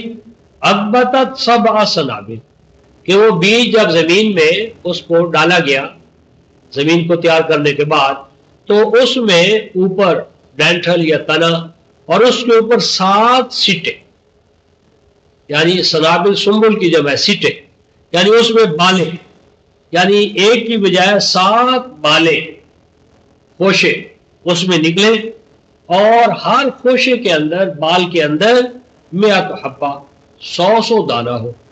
یعنی ایک کے مقابلے میں اللہ تعالیٰ انہیں 700 دے. انہوں نے ایک دانہ دیا، اس ایک دانے کو اللہ تبارک و تعالیٰ نے اگایا، اور اس سے 7 خوشے، 7 بالیں، اور ہر بال کے اندر 100 دانہ. اور آگے فرمایا واللہ یضاعف لمن یشاء. یہ بات بھی نہیں ہے کہ یہ ایگزیکٹ 7 ہی ہوں. اگر ایمان کا، اخلاص کا، اللہ کی رضا کا یہ کیفیت میں اور گہرائی ہے، عمق ہے، تو اللہ 7 سے بھی بڑھا دے گا. یعنی 7 تو منیمم بتایا، اور میکسیمم کی کوئی حد نہیں. یضاعف لمن یشاء، تو جو جس کے بارے میں اللہ تعالیٰ اس کی نیت، اس کے اخلاص، اس کے ایمان، اس کے جذبے کو دیکھے کہ یہ تو اس سے بھی آگے بڑھا ہوا ہے، تو اللہ پاک اس سے بھی اس کو بڑھا کر دیں گے. واللہ واسع علیم، اور اللہ تبارک و تعالیٰ کشاد کار عطا کرنے والے اور علم عطا کرنے والے ہیں. مراد یہ ہے کہ اگر تم غلبہ اسلام کے لیے، قرآن کی اشاعت کے لیے کوئی چیز دو گے، تو اللہ تبارک و تعالیٰ اس کا اجر تمہیں 7 پشتوں تک، یعنی 7 سال تک، یعنی دور دراز، عرصہ دراز تک ایسی قوم جو اللہ کے راستے میں انفاق کرے گی وہ اپنے نتائج و ثمرات سے مالا مال ہوتی رہے گی. فرمایا الذین ینفقون اموالهم فی سبیل اللہ، وہ لوگ جو اللہ کے راستے میں یعنی غلبہ کتاب اللہ کے لیے اپنے وسائل کو کھلا رکھتے ہیں، وہ کون سے ہیں جو اس اجر کے مستحق ہیں؟ فرمایا ثم لا یتبعون ما انفقوا منا ولا عذاب، کہ جب وہ اللہ کے نام پر، اللہ کی کتاب کے لیے، اللہ کے مراکز کے قیام کے لیے کوئی انفاق کر دیتے ہیں، تو پھر نہیں پیچھا کرتے اس کا منن ولا عذاب، نہ تو وہ دائی پر، امام پر جس کے حوالے سے وہ انفاق کرتے ہیں، نہ تو اس پر کیا احسان جتاتے ہیں کہ ہم نے بڑا احسان کیا تیرے اوپر، ولا عذاب، اور نہ جو اس انفاق سے مستفید ہوتے ہیں، یعنی غربا، مساکین، دوسرے افراد، وہ ان کو تانے دے دے کر اذیت پہنچاتے ہیں. یعنی وہ خرچ کرتے ہیں اللہ کی رضا کے لیے، نہ کہ امام اور امیر کے لیے، نہ اپنے بھائی بندوں پر احسان جتانے کے لیے، اور اس طرح ان کو تانے دے کر ان کی شخصیت کو ڈیمیج کرنے کے لیے. تو وہ انفاق جو اس طرح کیا جائے کہ خالصتاً اللہ کی رضا مقصود ہو، نہ جو مستفید ہو اس کو تانا دینا ہو، نہ امام پر احسان کا بوجھ رکھنا ہو. لہم اجرہم عند ربہم، یہی لوگ ہیں کہ جن کا اجر ان کے رب کے پاس محفوظ ہو گیا. ولا خوف علیہم ولا ہم یحزنون، اور اگر یہ آگے بڑھیں گے تو دیکھیں گے کہ اللہ تعالیٰ ہر خوف کو ان سے دور کر دے گا، اور ہر پریشانی اور تنگ دستی اور جو ضیق ہے، اندر ہی اندر جو غم تکلیفیں پہنچ رہی ہے اور جس سے ان کی شخصیت ڈیمیج ہو رہی ہے، وہ حزن ہے جو ان کی ہڈیوں کو اندر ہی اندر توڑ رہا ہے، غم، اس سے اللہ ان کو آزاد کرے. یعنی اگر یہ اللہ کے ساتھ عہد کر لیں کہ ہم اپنے وسائل کو اللہ کی کتاب کے حوالے سے کھلا رکھیں گے، اور غربت ہو یا عمارت، جو بھی حالت ہے اس حوالے سے ہم اپنے وسائل دیں گے، تو اللہ تعالیٰ فرماتے ہیں کہ میں ان کو اجر دوں گا، خوف ان سے دور کروں گا، اور اندر ہی اندر جس غم نے ان کو نڈھال کر رکھا ہے اس غم سے میں ان کو نجات عطا فرماؤں. فرمایا قول معروف و مغفرۃ خیر من صدقۃ یتبعها اذی. فرمایا کہ ایک شخص ہے اس کے پاس وسائل نہیں ہے، اگر وسائل نہیں ہے تو قول معروف، تو وہ اپنی زبان سے اسلام کے قرآن کے کمالات بھی بیان کر سکتا ہے. قول معروف سے مراد ہے اچھی گفتگو، اچھے انداز میں دوسروں کو کنونس کرنا کہ ایک آدمی خود اس حالت میں نہیں ہے کہ وہ انفاق کر سکے، اور یہ اللہ اور اس کا معاملہ ہے، وہ ہے یا نہیں ہے. تو ایسی صورت میں بھی کیا کرے؟ قول معروف، بہتر سے بہتر انداز میں کتاب اللہ کے کمالات، خوبیاں، ضرورت، اس کی دعوت، اشاعت، اس کے حوالے سے وہ لوگوں کو کیا کرے؟ دعوت. وہ مغفرہ، اور ان کو بتائے کہ قول الہی کے اندر، کلام الہی کے اندر آنے میں کیا انسانوں کو تحفظ حاصل ہوگا. مغفرہ، تحفظ، کہ کس طرح نوع انسانی اس نظام الہی میں چل کر ہر طرح کے خوف سے، حزن سے پاک ہو جائے گی، اسے تحفظ حاصل ہو جائے گا. اور ایسا قولی اور لسانی انفاق یا جہاد خیر، یہ بہت بہتر ہے، من صدقۃ یتبعها اذی، اس مالی صدقے سے، چندے سے، کہ جس کو دینے والا بعد میں تانے دینے کا اس کو تباہ و برباد کر. یعنی جس انفاق کا جذبہ محرکہ امام پر احسان رکھنا اور مستفید ہونے والوں کو تانا دینا ہے، اللہ پاک فرماتے ہیں اس کی ہمیں ضرورت نہیں. اس کی بجائے بہتر ہے کہ تم زبانی طور پر کلام الہی کو پہنچاؤ، اس کے کمالات بیان کرو، اس کی حفاظت میں آنے والے افراد، ادارے، ان کو بتاؤ کہ کس طرح کلام الہی کا سایہ اگر پڑ گیا تو کس طرح نسلوں کی نسلیں جو ہیں وہ فوز و فلاح سے ہمکنار ہو جائے گی. تو فرمایا کہ اگر کوئی شخص یہ نہ کر سکے تو کم از کم قولی طور پر، لسانی طور پر اسے اللہ کے ساتھ وفادار رہنا چاہیے. اور واللہ غنی حلیم، اور اے لوگو، اللہ تمہارا محتاج نہیں، اللہ کا کلام تمہارا محتاج نہیں، اللہ کا دین تمہارا محتاج نہیں. تم بھی یہ کام کرو گے تو کوئی اور نسل آ جائے گی، کوئی اور افراد آ جائیں گے. اللہ کا کام اور نظام تو چلے گا، یہ الگ بحث ہے کہ اس کے لیے تم نہیں تو تمہاری جگہ اللہ تعالیٰ کسی اور قوم سے یہ کام دے گا. تو اللہ غنی ہے اور حلیم، وہ بردبار ہے، وہ تمہیں موقع پر موقع دے رہا ہے، موقع پر موقع دیتا ہے، تمہیں مختلف کٹھنائیوں سے نکالتا ہے کہ چلو آج نہیں تو کل ہی تو کسی وقت بھی تمہارے اندر اصل کی لوٹنے کا احساس ہو جائے. یا ایھا الذین آمنوا، اے ایمان والو، لا تبطلوا صدقاتکم بالمن والعذا، اے ایمان والو نہ مٹی میں ملانا، ابطال مٹی میں ملانا، نہ مٹی میں ملا دو، نہ مٹی میں ملانا اپنے صدقات کو، یعنی جانی مالی جو جہاد کرو اللہ کے کلام کے حوالے سے تو اس کو ضائع نہ کرو. کس طرح؟ بالمن والعذا، احسان جتلا کر امام کے حوالے سے، والعذا، جو مستفید ہو ان پر تانے، یہ ایسے تھے، ایسے تھے، نکھٹو تھے، نکمے تھے، ہم نے ان پر انفاق کیا تو آج یہ کھڑے ہو گئے. تو ایسی تانا زنی جو ہے وہ اللہ تبارک و تعالیٰ کے ہاں انفاق کرنے والے کے مقام کو گراتی ہے. فرمایا کالذی ينفق مالہ رئاء الناس، اس کی مثال تو وہ شخص کی سی ہو گئی کہ جو انفاق تو کرتا ہے مال کا، لیکن کیوں کرتا ہے؟ رئاء الناس، جب وہ کرتا ہے تو اس وقت کرتا ہے جب لوگ اس کو دیکھ رہے، یا جب مثلا ایم ایل اے بننا ہے، ایم پی اے بننا ہے، اور کوئی شہرت اور نمود کی چیز ہے تو مسجد میں آ کر لاؤڈ اسپیکر لگا دے گا، راستے بنا دے گا، جھنڈیاں لگا دے گا، اور کچھ چار ادھر خرچ کر دے گا.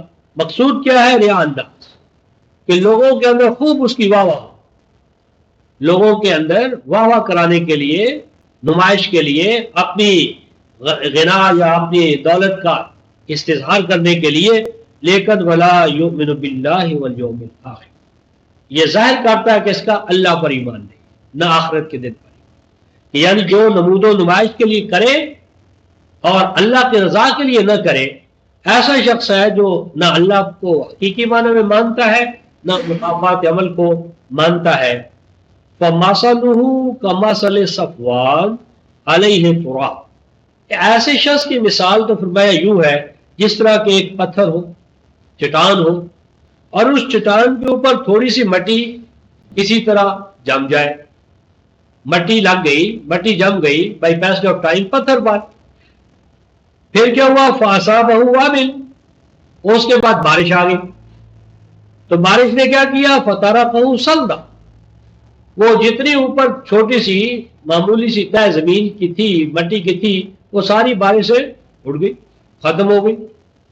اب بارش تو ہوئی لیکن اس پتھر پر نباتاتی کیفیت تو پیدا نہیں ہوگی، کیونکہ وہ معمولی سی مٹی تھی، وہ تو بارش کے آنے ہی سے ختم ہو گئی۔ تو ارشاد فرمایا لا یقدرون علی شیء مما کسبوا، تو جو کچھ انہوں نے توقعات قائم کر رکھی تھی، وہ چھوٹی سی جو مٹی کی تہ تھی کہ یہاں سے بڑے بڑے کھیت پیدا ہوں گے، پھل پھول پیدا ہوں گے، فرمایا جو کچھ انہوں نے خرچ کیا وہ کسی کام نہ آیا، کوئی ان کی اپنے قصد کردہ اپنی تمناؤں امیدوں ان پر ان کی کوئی دست یا گرفت نہ ہوئی۔ واللہ لا یہدی القوم الکافرین، اور ایسے ناشکرے جو ہیں اللہ تعالیٰ اس کا دین، اس کا کلام، اس کے دائی اس سے محتاج نہیں ہے۔ وہ اپنا چھوٹا سا جو ایک ادنا سے درجے میں ایمان یقین تھا، وہ جب بارش ہوئی یعنی مصائب مشکلات دوسری طرف سے مقابلہ ہے جی یہ آیا، تو وہ سارا کا سارا ان کا ایمان چھوٹا سا تھا وہ بھی وہ ضائع کر بیٹھے۔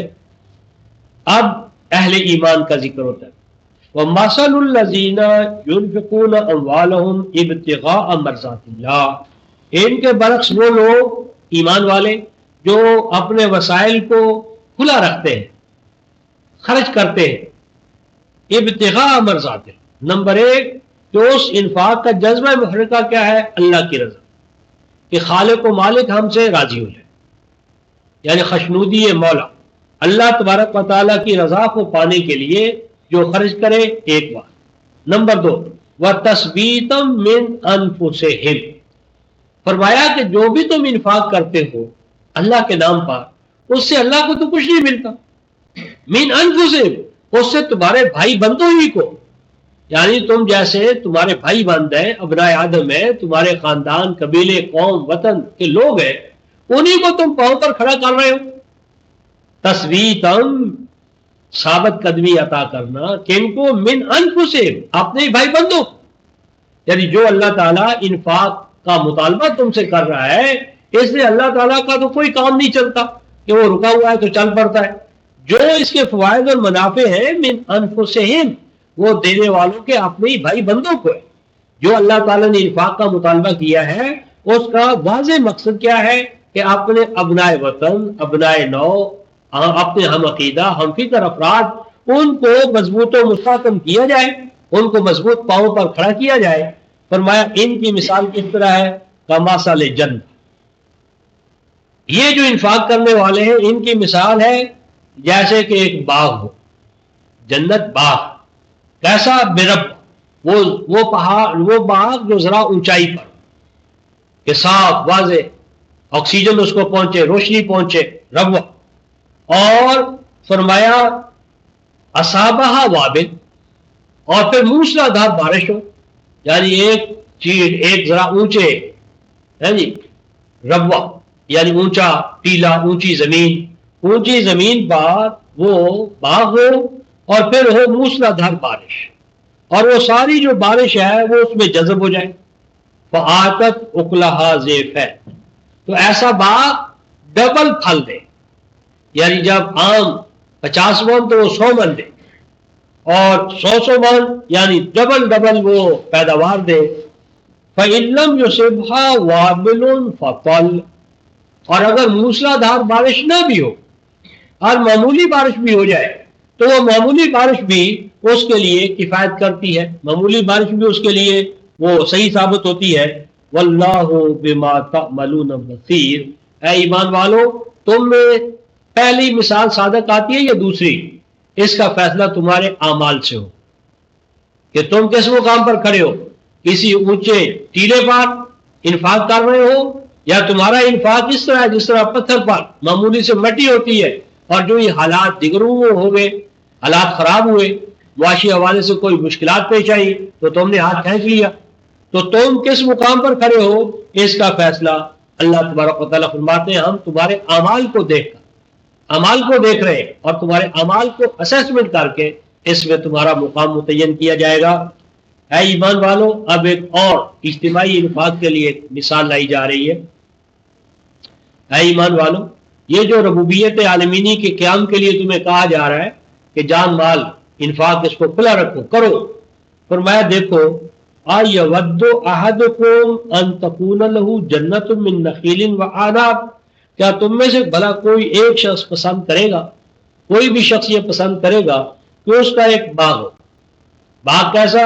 من نخیل وعناب، کہ اس باغ میں کھجوریں ہیں، کھجوروں کے باغات ہیں، وعناب اور انگوروں کے باغات ہیں، اور تجری من تحت الانہار، اور اس باغ کے اندر دریا، ندیاں، نالے، واٹر ریسورسز رواں دواں ہیں، لہو فیہا من کل الثمرات، اور فرمایا کہ یہ جو ہم نے نخیل اور عناب، یہ تو ایک مثالی چیز ہے، ورنہ ہر طرح کا پھل وہاں پایا جائے، اور اس باغ کے اندر اسے ہر طرح کا پھل ملتا ہو، ہر طرح کا پھل پیدا ہونے کی یا پیدا کرنے کی اس باغ میں صلاحیت ہو۔ وَأَصَابَهُ الْكِبَرُ، اب یہ جو باغ ہے جس میں ہر طرح کے پھل پھول غذائی چیزیں پیدا ہوتی ہے اور اس کیفیت میں ہے، اور وہ جس آدمی کا ہے، مالک جو ہے، وہ اب بڑھاپے کو جا پہنچا ہو، اصابہ الکبر، اب اسے بڑھاپا آن پہنچا ہو، وَلَهُ ذُرِّيَّةٌ ضُعَفَاءُ، اور وہ جو مالک ہے باغ کا، اس کے بچے ہوں چھوٹے چھوٹے، ضعیف، کمزور، ناتواں، فَأَصَابَهَا ایسا، اور ایسی حالت کے اندر کوئی بگولا آ جائے، جھکڑ آ جائے، کوئی آفت آ جائے کہ وہ آفت فیہا نارٌ فاحترق، کہ اچانک مثلا بجلی پڑے، اچانک کوئی دشمن جو ہے وہ ٹوٹ پڑے اور وہ آ کر اس باغ کو ہلاک کر دے، جلا دے، تباہ و برباد کر دے، تو کیا تم پسند کرو گے اس بات کو؟ یعنی اس مثال میں اللہ تعالیٰ نے اپنے معاشرے کو، مسلم معاشرے کو یہ باغ کے ساتھ تعبیر دی ہے کہ اے جماعت مومنین، تمہارے انفاق سے ایک ایسا معاشرہ قائم ہو جائے گا جس میں ہر طرف جنات ہی جنات اور آبی وسائل کی نہریں رواں دواں ہوں گی، اور تمہارا بڑھاپا بھی وہاں کوئی مسئلہ نہیں بنے گا، اور تم چھوٹے چھوٹے بچوں کو بھی چھوڑ جاؤ گے تو پورے باغ والے جو ہے نا اس کے حامی، نگران، محافظ ہوں گے۔ تو ایسا باغ اگر تم نے انفاق چھوڑ دیا تو اس کے دشمن جو ہے وہ چڑھائی کرے گا، اور چڑھائی کر کے تمہارے اس باغ کو تباہ و برباد کر دے، جس طرح کے بنو عباس کا لگایا ہوا باغ، بنو امیہ کا، اندلس میں اسپین کا۔ تو جب مسلمانوں نے انفاق کو چھوڑا، عسکری قوت سے غافل ہوئے اور اللہ کے راستے میں اقتصادی قربانی سے باز آ گئے، تو وہ تمام باغات ان سے چھن گئے، اور ان کی آل اولاد آج بھی دادر کی ٹھوکریں کھا رہی ہے۔ تو فرمایا کذالک یبین اللہ لکم الآیات لعلکم تتفکرون، فرمایا کہ یہ جو ہم نے مثال دی ہے یہ صرف ایگریکلچر کی مثال نہیں ہے، اس ایگریکلچر کو یا ہارٹی کلچر کو نہیں، کلچر کو سمجھ، یعنی یہ ایک مسلم معاشرے کی مثال ہے، وہ مسلم معاشرہ جس میں انفاق کرنے والے با اخلاص، با ایمان، مومن، مجاہد ہو، تو اس معاشرے کا یہ حال ہوتا ہے۔ اس لیے فرمایا یا ایھا الذین آمنوا انفقوا من طیبات ما کسبتم، اے ایمان والو، جب اللہ کے راستے میں، اللہ کے دین کے لیے، اللہ کے کلام کے لیے انفاق کا تم سے مطالبہ کیا جائے تو کون سا انفاق کرو؟ من طیبات ما کسبتم، اپنی محنتوں کا، جدوجہد کا بہترین سرمایہ، یعنی ایسا نہ ہو کہ جو تم اپنے لیے، اپنے بچوں کے لیے پسند نہیں کرتے وہ اللہ کے دین کے لیے دے دو، یا وہ بچہ جو دنیاوی طور پر یعنی اسکول کے قابل نہیں ہے وہ مولوی صاحب کو دے دو، لو جی اس کو اب حافظ قرآن بنا رہے۔ تو اے جماعت مومنین، انفاق کرنا ہے اس سب سے بہتر چیز کا جو تمہاری جدوجہد میں سب سے بہترین ہے، اسے تم اللہ کے کلام کے لیے وقف کرو۔ وَمِمَّا أَخْرَجْنَا لَكُم مِّنَ الْأَرْضِ، اور پہلا کسب تو ہے مثلا تاجر ہے، سرمایہ دار ہے، اب کسانوں کو فرمایا جا رہا ہے کہ اے زراعت پیشہ لوگوں، تم اللہ کے لیے انفاق کرو اس چیز کا جو زمین تمہارے لیے نکالے، پیداوار، زمینی پیداوار، اس کا بہترین جو ہے وہ اللہ کے دین کے لیے خرچ کرو، وقف کرو، اسے کھلا رکھو۔ وَلَا تَيَمَّمُوا الْخَبِيثَ مِنْهُ، اور اللہ کے راستے میں کبھی بھی خبیث چیز کے دینے کا ارادہ نہ کرنا۔ خبیث خابوسا، ایکسپائر ہو گئی، جس طرح بیج جو ہے وہ خبیث ہو جاتا ہے کہ جب اس کے اندر زرخیزی اور نباتات بننے کی استعداد ختم ہو جائے، زمین خبیث ہوتی ہے جب زمین شور ہو جائے، سالٹ اوپر آ جائے، زرخیزی ختم ہو جائے. تو اے ایمان والو، اللہ کے لیے، اللہ کے قرآن کے لیے، کلام کے لیے، دین کے لیے وہ چیزیں نہ دینا جو ڈسکارڈڈ ہو. ڈسکارڈڈ کہ آپ کسی کام کی تو رہی نہیں ہے، ہمارے گھر بھی بوجھ ہی پڑا ہے. تو ایسی جو بوجھ کی بنی ہوئی چیزیں ہیں، بیکار ہیں، نکارہ ہیں، اپنی ویلیو یا قدر و قیمت ختم کر چکی ہے، یا جتنی ان کی مدت تھی وہ پوری کر چکی ہے، ان کو تم اللہ کے راستے میں مت انفاق کرنا. منہ تنفقون، اس کو اللہ کے انفاق کے لیے نہ کرنا. اور ایک مثال دی، وَلَسْتُمْ بِآخِذِيهِ إِلَّا أَن تُغْمِضُوا فِيهِ، اور دیکھو اللہ کے راستے میں کبھی کوئی ایسی چیز نہ دو کہ اگر وہ تمہیں کل ایسے حالات پیدا ہو جائے کہ تمہیں وہ لینی پڑے تو آنکھیں بند کر کے اسے لو. آنکھیں کھول کر تم اسے لینے کے روادار نہیں ہوگے. وہ ایسی چیز ہے کہ جو تمہاری ذات، تمہارے اندر جو ایک جمالیاتی حسن ہے، ایک انسانی حادثہ اللہ نے پیدا کیا ہے، تو تم کبھی بھی اس کو لینے کے روادار نہیں ہوگے اپنے لیے، اپنے بیوی بچوں کے لیے، الا یہ کہ آنکھیں بند کر لی. جبر ہے، مجبوری ہے، اس کے سوا چارہ کار نہیں ہے، تو جبرن کارن تو وہ تم لے لو گے، لیکن کھلی آنکھوں کے ساتھ تم اسے قبول نہیں کرو گے. بس اللہ کو، اللہ کے کلام کو، اللہ کے دین کو کوئی ایسی چیز نہ دو انفاق کے طور پر کہ جب وہ تمہیں لینی پڑے تو نیچی آنکھیں کر کے، آنکھیں بند کر کے تم اسے لو. مراد یہ ہے کہ اپنی اعلیٰ چیز، بڑھیا صلاحیتیں، بڑھیا مال، بڑھیا جو بھی چیز ہو، اعلیٰ سے اعلیٰ، وہ اللہ کے لیے، کیونکہ اللہ سب سے اعلیٰ ہے، اس کا کلام سب سے اعلیٰ ہے، اس کا دین سب سے اعلیٰ ہے. تو رب اعلیٰ کو اعلیٰ سے اعلیٰ چیزیں دو تاکہ تمہارے اندر اعلیٰ بننے کا جو امکان ہے وہ جلد وہ پیدا ہو سکے. اور اے ایمان والو، الشیطان یعدکم الفقر ویامرکم بالفحشاء واللہ یعدکم مغفرۃ منہ فضلا واللہ واسع علیم. اے ایمان والو، یہ شیطان ہے، شیطان، ابلیس، نفس امارہ، شیطان نفس امارہ جو انسان کے اندر بیٹھا ہوا ہے، انسان کا اپنا ہی انر ہے. تو یہ جو تمہارے اندر بیٹھا ہوا شیطان ہے، نفس امارہ، وہ کیا کرتا ہے؟ یعدکم الفقر، وہ تمہیں کہتا ہے کہ اگر اللہ کے راستے پر دین کے لیے تم نے انفاق کیا تو پہلے ہی تمہارے پاس وسائل بہت تھوڑے ہیں، اب اس میں سے مزید تم اللہ کے نام پر نکالو گے تو کیا ہوگا؟ الفقرہ، بھوکے مر جاؤ گے، بھوک ستائے گی، بچے بھوک سے مر جائیں گے، کل کو کوئی تمہارا پرسان حال نہ ہوگا. تو وہ تمہیں ڈراتا ہے فقر سے، افلاس سے، تنگ دستی سے، کہ اللہ کے نام پر دینے سے تم فقیر بن جاؤ. وَيَأْمُرُكُمْ بِالْفَحْشَاءِ، اور وہ تمہیں حکم دیتا ہے فحشاء کا. فحشاء کا معنی بخل، فحشاء کا معنی بخل. ارض فاحشہ وہ زمین جو کسان کے بیج کو دبا کر بیٹھے، اور یہی بخل ہے. اور وہ تمہیں یہ کہتا ہے کہ چونکہ تمہارے پاس وسائل کی بہتات نہیں ہے، تم پیچھے ہی رہو، دینے کی کیا ضرورت ہے، اور دے دیں گے. تو وہ ابلیس یعنی نفس امارہ تمہارا تمہیں تجویز کرتا ہے، حکم دیتا ہے بخیل بن کے رہنے کا. واللہ یعدکم مغفرۃ منہ وفضلا، حالانکہ اللہ کا وعدہ تمہارے ساتھ یہ ہے کہ اگر تم اس کے کلام کے لیے اخلاص کے ساتھ دو گے تو وہ تمہیں خطرات سے پروٹیکشن عطا کرے. اگر آنے والا فقر ہے اس سے بھی تمہیں بچائے گا، تو اللہ تمہیں فقر سے بچائے گا.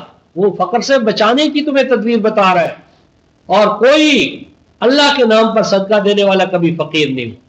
لا ترد القضاء الا الفقر، صدقہ جو ہے، صدقہ دینے والی جماعت، افراد کبھی بھی بھوکے نہیں ہوئے. تو میں اللہ تمہارے ساتھ وعدہ کرتا ہے کہ تم اللہ کے وعدوں پر یقین کر کے اگر انفاق کرو گے تو وہ تمہیں کیا کرے گا؟ پروٹیکشن دے گا. جہاں سے دائیں بائیں سے کوئی خطرات آ رہے ہیں ان سے تمہیں محفوظ رکھے گا. وہ فضلہ، اور جو کچھ تم دو گے اسے بڑھا چڑھا کر. تو یہ فضل جو ہے رفتہ محترم، یہ مقابلہ ہے فحشاء کا اور مغفرہ فقر. تو یہ فحشاء کا معنی بخل، تو تمہیں بخل کا حکم دیتا ہے نفس امارہ، اور اللہ تم سے وعدہ کرتے ہیں کہ وہ تمہاری حفاظت فرمائیں گے اور بڑھ چڑھ کر تمہیں عطا کریں گے. واللہ واسع علیم، اور اللہ تو ہے کشاد پیدا کرنے والے، وسعت پیدا کرنے والے، اور یہ سب چیزیں علم کی بنیاد پر فرماتے ہیں. اب انفاق فی سبیل اللہ اور فحشاء، بخل، اس سے پاک رہنے کا جو مقام ہے اللہ کی نظر میں، اس کو بیان فرمایا جا رہا ہے. یؤتی الحکمۃ من یشاء ومن یؤت الحکمہ فقد اوتی خیرا کثیرا وما یذکر الا اولو الالباب. کس مقام پر اللہ تعالی حکمت کو بیان کرتا ہے؟ یہ ہے حکمت، یہ ہے حکمت. حکمت کیا ہے؟ اللہ کے راستے میں بہتر سے بہتر وسائل کو دینا. اللہ کے راستے پر زمین دینی ہے، جائیداد دینی ہے، جان دینی ہے، مال دینا ہے، وقت دینا ہے، تو وہ دینا ہے جو سب سے بہتر. تو بہتر کو اللہ کے راستے پہ قربان کرنا، یہ ہے حکمت. یوت الحکمہ، یہ ہے فلسفی، یہ ہے وزڈم. اور میں یہ شاہ جو اللہ تعالیٰ سے یہ حکمت لینا چاہے اللہ اس کو دینے کے لیے تیار ہے. وَمَن يُؤْتِ الْحِكْمَةَ، اور جس قوم کو یہ حکمت سمجھ میں آ گئی کہ اللہ کے نام پر دینا بھوکا ہونا نہیں ہے بلکہ اللہ کے نام سے پیچھے رہ جانا، اس سے تنگ دستی آئے گی، اس سے خوف اور حزن آئے گا، اور اس سے ہمیں موت آئے گی. تو فرمایا وَمَن يُؤْتِ الْحِكْمَةَ، اور جسے اللہ کے راستے میں خرچ کرنے کی حکمت دانائی مل گئی، فَقَدْ أُوتِيَ خَيْرًا كَثِيرًا، وہ تمام بھلائیاں اس کو مل گئی، تمام کامیابیوں اور سرفرازیاں اس قوم کا حصہ ہے جس نے اللہ کے راستے میں اللہ کے کلام کے لیے قربانیاں دینا سیکھ لیا. وہ ہے اصل دانا، وہ ہے اصل حکیم. اور فرمایا وما خیرا کثیرا، اسے بہت بڑی یعنی کامیابی حاصل ہوئی. وما یذکر الا اولو الالباب، اور ارباب فکر و دانشی وہ ہیں جو اللہ کے ذکر کو پا کر اس کے لیے اپنے آپ کو قربان کرنے کے لیے تیار رہیں گے. اے ایمان والو، ایک تو صدقات ہیں جو دوامی بھی ہو سکتے ہیں، سبائی بھی ہو سکتے ہیں، سالانہ بھی ہو سکتے ہیں، جن کے لیے وقت مقرر ہو. اور ایک دوسری صورت ہے فرمایا وما انفقتم من نفقہ، اور جو تم ہنگامی طور پر، یعنی ایک طے شدہ ہے، ایک عارضی ہنگامی، جیسے موقع محال ضرورت اور تقاضا ہو، امام دعویٰ کرے، مطالبہ کرے، اپیل کرے اور تم اس کو دے دو. اور جو نفقہ بھی تم کرو گے مالی طور پر، اور نظر تم من نظر، ایک ہے مال دینا اور ایک ہے نظر. نظر کا کیا معنی؟ اس کے لیے اپنا وقت دے. اور نظر کا معنی ہے آنے والے حوالے سے یہ لکھوا دینا کہ اگر میرا مثلا اس وقت تو میں اس پوزیشن میں نہیں ہوں، لیکن میں نے کوئی کاروبار کیا ہے، میری فصل اٹھائی جانی ہے، مجھے فلاں جگہ سے ملنے کی توقع ہے، تو ہونے والے یا آنے والے حالات میں جو تمہیں امید ہے کہ ہم نے فلاں فلاں کام کیا ہے، اس میں ہمیں امید ہے کہ ہمیں کچھ ملے گا، تو اس آنے والے کے حوالے سے تم پیشگی امام کو، امت کو، بیت المال کو لکھوا دو. وعدے، نظر تم میں نظر کا معنی وعدے، یعنی نفقہ تو ہے فوری، نقد، فوری اور نقد، اور نظر ہے آنے والے حالات. بھئی کل کو اگر یہ کام آپ شروع کریں تو اس میں اتنا ڈالوں گا، میں اتنا ڈالوں گا، میں اتنا تو آنے والے حوالے سے جو تم نظر لکھواؤ مرکز میں، فَإِنَّ اللَّهَ يَعْلَمُ، تو یہ نہ سمجھنا کہ یہ وعدہ جو تم نے کسی انسان سے کیا ہے ہو سکتا ہے وہ بھول جائے، لیکن اصل یہ تمہارا وعدہ اللہ کے ساتھ ہے. اصل یہ تمہارا وعدہ اللہ کے ساتھ ہے، اور وہ اللہ تو جانتا ہے، ہر وقت جانتا ہے. لہذا جب تم ڈنڈی مارو گے تو اس کا اثر تمہاری ذات پر مرتب ہو کر رہے گا. وَمَا لِلظَّالِمِينَ مِنْ أَنصَارٍ، اور ایسے جو نفقہ دیں اور پھر پیچھے ہٹ جائیں، اور ایسے جو نفقہ کی نظر کریں، لکھوائیں اور پھر بیک آؤٹ ہو جائیں، تو ایسے لوگ ظالم ہوتے ہیں اور ظالموں کو کہیں سے بھی پناہ نہیں ملتی.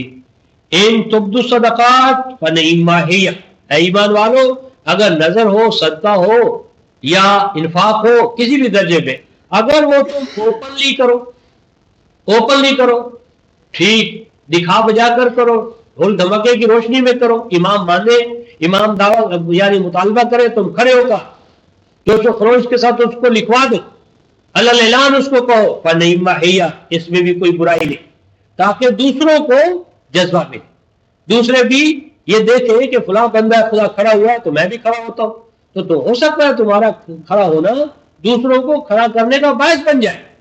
یہ بھی جائز ہے، شرط صرف ہے اخلاص، اللہ کی نیت. اللہ کے لیے اگر کھڑے ہو کر بھی تم اعلان کرو دینے کے لیے، فنعما ہی، یہ بھی بہت اونچی نیکی ہے، اونچا کریکٹر ہے. وَإِن تُخْفُوهَا وَتُؤْتُوهَا الْفُقَرَاءَ فَهُوَ خَيْرٌ لَكُمْ، اور اگر تم موقع مناسبت سے دیکھو کہ نہیں لوگ میری نیت پر شک کریں گے، تم پوشیدہ طور پر آ کر امام کو دے دو، پوشیدہ طور پر امام کو، محصل کو، جو اس کی ڈیوٹی لگی ہے اس کو تم وہ پہنچا دو. یا تمہارے دائیں بائیں کوئی محتاج ہے اسے براہ راست اس کے گھر میں جا کر دو، اس کے پاس جا کر اس کی خدمت میں وہ پیش کرو، تو اس میں بھی کوئی برائی نہیں، یہ بھی اچھا ہے۔ یعنی موقع محل ہے اور نیت کا مسئلہ ہے، تو جس دینے میں دوسروں کے لیے آگے بڑھنے کا جذبہ پیدا ہو راستہ اختیار کرو، اور اس کو تمہارے اوپر چھوڑ دیا ہے۔ یکفر عنکم من سیئاتکم، اگر تم انفاق و صدقات کو اپنے اندر جاری رکھو گے تو جتنی بدحالیہ ہے، پراگندہ حالیہ ہے، وہ ساری کی ساری میں دھو ڈالوں گا۔ اور دیکھو واللہ بما تعملون خبیر، اللہ تمہارے اعمال پر نظر رکھے گا، اقوال پر نہیں۔ لمبے چوڑے دعوے نہ کرو، اقوال کی بستیاں مت بساؤ، اقوال کی بجائے عمل، زندہ عمل، دوانی عمل، اس پر اللہ کی نظر ہے، اور یہی قوموں کے لیے عروج و زوال کا باعث بنتا ہے۔ اگلی آیت فرمایا لیسا علیک ھداھم ولکن اللہ یہدی من یشاء وما تنفقوا من خیر فلانفسکم وما تنفقون الا ابتغاء وجہ اللہ۔ فرمایا اے رسول، آپ کا کام تو ان حقائق کو بیان کرنا ہے، ان حقائق کو دل میں اتارنا، اور دل میں اتر جانے کے بعد ان کے مطابق کریکٹر کا پیدا ہونا، یہ آپ کی ذمہ داری۔ لیسا علیک ھداھم، آپ کے جو مخاطب ہیں ان کو ہادی و مہدی بنا دینا، کہ وہ جو کوئی سنے اس کے مطابق فوری طور پر عمل درآمد شروع کر دے، یہ آپ کی ذمہ داری نہیں ہے، بلکہ ولکن اللہ یہدی من یشاء، اس میں تو اللہ کا قانون یہ ہے کہ جب تک وہ ہدایت پانے والا خود اللہ کی ہدایت کو آگے بڑھ کر قبول نہ کرے، ہدایت نہیں ملتی۔ اور اے ایمان والو، جو بھی تم خیر کے حوالے سے انفاق کرو گے تو قاعدہ کیا ہے؟ فلانفسکم، اس کا فائدہ تمہاری اپنی ذات کو، تمہارے اپنے بھائی بندوں کو، تمہارے اپنے ماحول کو، اور انسانیت ہم اس سے اس کو مستفید ہوگی۔ اللہ کا تو کوئی رکا ہوا کام نہیں ہے جو چلے گا۔ وما تنفقون الا ابتغاء وجہ اللہ، ہاں جو کچھ بھی تم خرچ کرو اس کا جذبہ محرکہ کیا ہو کہ ہم اللہ کی رضا کو پالیں، اس کی پسندیدگی کے مطابق ڈھل جائیں۔ وما تنفقوا من خیر یوفى الیکم وانتم لا تظلمون، اور اللہ کا وعدہ تمہارے ساتھ یہ ہے کہ جو کوئی بھی تم خیر کا جانی، مالی، وقت، سرمایہ، اچھا مشورہ، اچھا قول، جدوجہد، جو کچھ بھی تم اللہ کی رضا کے لیے، اللہ کے لیے، اس کے کلام کے لیے، دین کے لیے لگاؤ گے، یوفى الیکم، ہم اس کی پائی پائی تمہیں ادا کر دیں گے، کوئی چیز اپنے گھر میں نہیں رکھیں گے، جو تم خرچ کرو گے میرے لیے، میں قادر و قیوم اللہ تم سے وعدہ کر دوں، یوفى الیکم، وہ سب کچھ کو میں تمہارے لیے بنا چڑھا کر بڑھا بڑھا کر وہ تم پر واپس کر دوں گا۔ وانتم لا تظلمون، اور کوئی ایک پائی بھی تمہاری میرے اوپر نہیں رہ جائے گی، میں ایک ایک پائی کا حساب چکا دوں گا، اور وہ بھی ربا فاضلہ کے ساتھ۔ اور صحابہ نے، یا ابو بکر، حضرت عمر، صدیق، مکہ مدینہ، انہوں نے اس عمل کی گواہی دی کہ وہ جھونپڑوں میں رہنے والے چند کھجوروں کے مالک، جب انہوں نے اللہ کے لیے اپنا سینہ کھولا تو مشرق و مغرب کے طواغیت ان کے سامنے جھک گئے، کیسر و کسریٰ کی دولت ان کے پاؤں میں آ گئی، تو پھر قرآن کی صداقت ان کے سامنے روز روشن کی طرح عیاں ہو گئی کہ جو انفاق بھی اللہ کے لیے کیا جائے گا، اللہ اس انفاق کو بڑھا چڑھا کر واپس لوٹاتے ہیں۔ اب یہ جو انفاق ہے، ایک تو انفاق ہے مرکز کے حوالے سے، یعنی اور ایک انفاق کی اور شکل آ رہی ہے کہ یہ انفاق خاص طور پر کن کے لیے؟ للفقراء، ایسے نیڈی پرسنز، للفقراء، ایسے نیڈی پرسنز احصروا فی سبیل، جنہوں نے وقف کر لیا اپنے آپ کو اللہ کے راستے، فی سبیل اللہ سوا کلام اللہ ہے، کہ ایسے افراد تمہاری جدوجہد کے، نفقات کے، صدقات کے زیادہ مستحق ہیں کہ جنہوں نے روک لیا اپنے آپ کو اللہ کے راستے میں، یا جنہوں نے اپنے آپ کو اللہ کے کلام کی خدمت کے لیے، اس کی تعلیم کے لیے، اس کی تربیت کے لیے، اس کے علم اور حکمت کو عام کرنے کے لیے اپنے آپ کو وقف کر لیا۔ دن رات اوڑھنا بچھونا ان کا کیا ہے؟ اللہ کا کلام، اس کا ترجمہ، اس کی تفہیم، اس کی تربیت، اس کی تعلیم، اس کو عام کرنا۔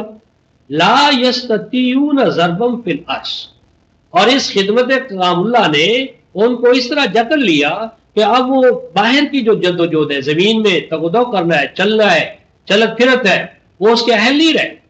انہوں نے جس طرح مثلا عبد القدیر خان ہے، اس نے قوم کو اٹھانے کے لیے ایک ایٹمی صلاحیت کے حوالے سے اپنے آپ کو وقف کر لیا، تو اب اس کی ضروریات زندگی کی کفالت قوم پر آ۔ اگر قوم چاہے کہ عبد القدیر جو ہے وہ مطلب ہے وہ آثار پر ٹوکری رکھ کر باہر کا کام بھی کرے اور پھر بچوں کا پیٹ بھی پالے اور پھر یہ سچ بھی کرے، دونوں کام نہیں ہو سکتے۔ تو اسی طرح فرمایا کہ وہ لوگ جو اللہ کے کلام کے لیے اپنے آپ کو وقف کریں، اور ان کا ایک پہلو یہ لا یستطیعون ضربا فی الارض، اور وہ زمین میں جدوجہد کرنے کے قابل نہ رہے، نکلنے پھرنے کے قابل نہ رہے، یحسبهم الجاہل اغنیاء من التعفف، اور چونکہ وہ گداگر نہیں ہوں گے کہ وہ تم سے مانگے، تو نہ مانگنے کی وجہ سے نادان سمجھتے ہیں کہ یہ تو بھائی ان کو تو ضرورت ہی نہیں ہے، انہوں نے تو کبھی سوال ہی نہیں کیا، انہوں نے تو ہم سے کبھی مانگا ہی نہیں ہے۔ تو نادان لوگ انہیں ان کے اس پہلو کی وجہ سے، شخصیت کا یہ پہلو ان کا کہ وہ عفیف ہوتے ہیں، مانگنے کا ان کے اندر نہ جذبہ نہ دائیا، نہ ان کو یہ فن آتا ہے، تو وہ اپنے آپ کو الگ تھلگ رکھتے ہیں، جو وسائل ہوتے ہیں ان میں وہ کام کرتے چلے جاتے ہیں۔ تعرفہم بسیماہم، تو مومن ہے تو تو اس بات سے ان کو پہچان لے گا کہ یہ دن رات ایک کام پہ لگے ہوئے، تو کہاں سے یہ کھاتے ہوں گے؟ لازمی بات ہے کہ کوئی خزانہ غیب تو ان کے پاس تھی، دست غیب ہے، تو یہ چیز ان کو تم ان کی علامات سے، ظاہر سے، احوال و ظروف سے ان کو پہچان لے گا۔ لا یسألون الناس الحافا، ان اللہ کے بندوں کا خاصہ یہ ہوتا ہے کہ یہ بھیک نہیں مانگتے، مانگنے والے نہیں ہوتے، اپنی ذات کا جبر کرتے ہوئے اللہ کے کلام کو پھیلاتے رہتے ہیں۔ تو فرمایا اے ایمان والو، وما تنفقوا من خیر فإن اللہ بہ علیم، ایسے اسکالرز حضرات کے لیے، ایسے ڈیووٹڈ افراد کے لیے، ایسے خدام قرآن کے لیے فرمایا جو کچھ بھی تم اس حوالے سے انفاق کرو گے وہ تم ان کے لیے نہیں کرو گے، وہ میرے لیے کرو گے، اور جو تم میرے لیے کرو گے فإن اللہ بہ علیم، تمہاری ایک ایک پائی جو ہے وہ میرے علم میں آئے گی اور وہ تمہیں لوٹا دی جائے گی۔ فرمایا ایمان والو، الذین ینفقون اموالہم باللیل والنہار سرا وعلانیہ، وہ لوگ جو اپنے اموال کو لوٹائیں، خرچ کریں، کھلا رکھے، خواہ رات کے وقت ان کو بلاوا آ جائے یا دن کے وقت، یعنی دن اور رات زمانہ ان کے سامنے نہ ہو، دن کے وقت بلاوا آ جائے تو تیار، رات کے وقت بلاوا آ جائے تو تیار، سر وعلانیہ، خفیہ کوئی مطالبہ آ جائے تو اس کے لیے تیار، علانیہ ان کے لیے کوئی پیغام آ جائے اس کے لیے تیار۔ تو یہ لوگ جو ہے فَلَهُمْ أَجْرُهُمْ عِنْدَ رَبِّهِمْ، یہی لوگ ہیں کہ جن کے لیے اللہ کے ہاں اجر ہے ان کا، اور یہی لوگ ہیں جو خوف سے آزاد ہوں گے، اور یہی لوگ ہیں کہ جو اندر ہی اندر جو غم قوموں کو، افراد کو نڈھال کر دیتا ہے، وہ اس غم سے اپنے آپ کو آزاد پائیں گے۔ اب اس کے بعد رفقائے محترم آگے آ رہا ہے ربا۔ یہ ربا جو ہے، اس کے بعد میں ایک اصولی بات یہ ہے کہ ربا جو ہے وہ اکنامک سسٹم کا کوئی ایک شعبہ نہیں ہے، کوئی ایک پرزہ نہیں ہے۔ ایسا نہیں ہے کہ ربا جو ہے بہت سی قسموں میں سے ایک قسم ہے، نہیں۔ ربا کے معاملے میں یہ سمجھ لیں کہ ربا ضد ہے صدقات کی۔ دو نظام ہیں، معیشت کے دو ڈھانچے، دو متوازی نظام ہیں۔ ایک قرآن نظام صدقات کہتا ہے، نظام زکوٰۃ کہتا ہے، اور دوسرا ہے نظام ربا۔ نظام ربا یعنی یہ معیشت کے دو نظام ہیں، یہ معیشت کے دو پیٹرن ہیں، یہ معیشت کے دو میتھڈالوجیز ہیں، اور یہ ربا جو ہے یہ ضد میں ہے زکوٰۃ کے، یعنی دو نظام ہیں، ایک نظام زکوٰۃ اور ایک نظام ربا، اور یہ دو نظام ہیں، نظام زکوٰۃ اور نظام ربا۔ جنہوں نے ان دو نظاموں کو متوازی نظام کے طور پر نہیں سمجھا، وہ آج تک فیصلہ ہی نہیں کر سکے کہ ربا کی تعریف کیا ہے۔ اور تو اور بخاری میں حضرت عمر فاروق رضی اللہ تعالیٰ عنہ کے حوالے سے ایک حدیث ہے کہ توفی النبی صلی اللہ علیہ وسلم، کہ نبی پاک صلی اللہ علیہ وسلم کا انتقال ہو گیا، وَلَمْ أَسْتَطِعْ أَنْ أَسْأَلْهُ مَا هِيَ الرِّبَا، اور میں ان کی وفات تک ان سے نہ پوچھ سکا کہ ربا ہوتا کیا۔ اب دیکھیں حضرت عمر کا ایک طرف تو گولڈن پیریڈ خلافت راشدہ، اور دوسری طرف حضرت عمر رضی اللہ تعالیٰ عنہ کو بھی اگر ربا کا پتہ نہیں چلا، اس کا ربا سے ان کی معیشت پاک ہوئی نہیں، اندھیرے میں تیر چلتے رہے۔ جب ان کو ربا کا علم ہی نہیں ہوا کہ ربا کس چیز کا نام ہے، تو سوسائٹی کو پاک کیسے کیا ہوگا؟ اور دور جدید میں آئے تو 1979 میں 79 80 میں ضیاء الحق